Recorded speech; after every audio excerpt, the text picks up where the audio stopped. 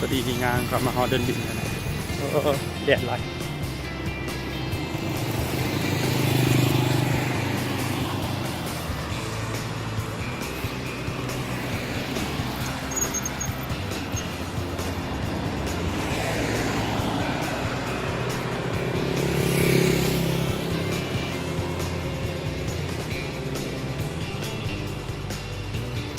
งานเขามาฮอเดินดินแดดอ่อน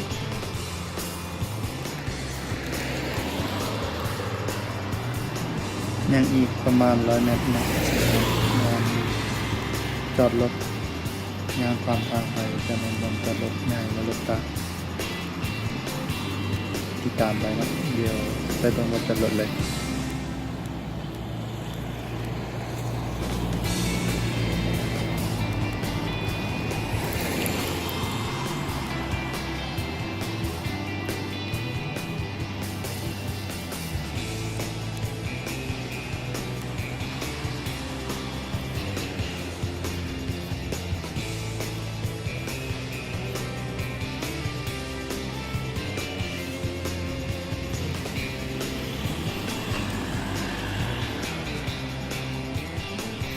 มาสนามบินบัดไตแล้วผ่าน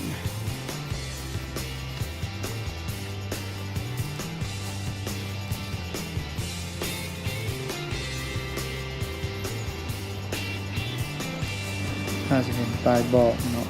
ปลายเทียนนะสนามบินวัดไตสนามบินสากลวัดไต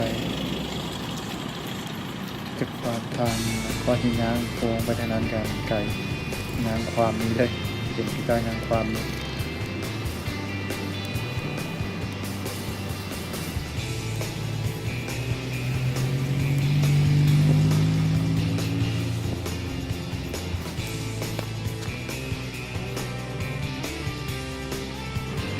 นี่ก็คือสถานที่จอดรถสนามบินบันไดภายในเนาะเป็นรถจอดเป็นแถวสำหรับ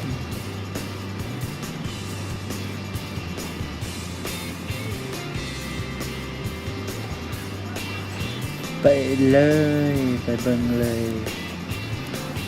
ไปเบิ่งวันความเข้าไปอาคารผู้โดยสารภายในเนาะว่ามันจะเป็นแบบใดโอเค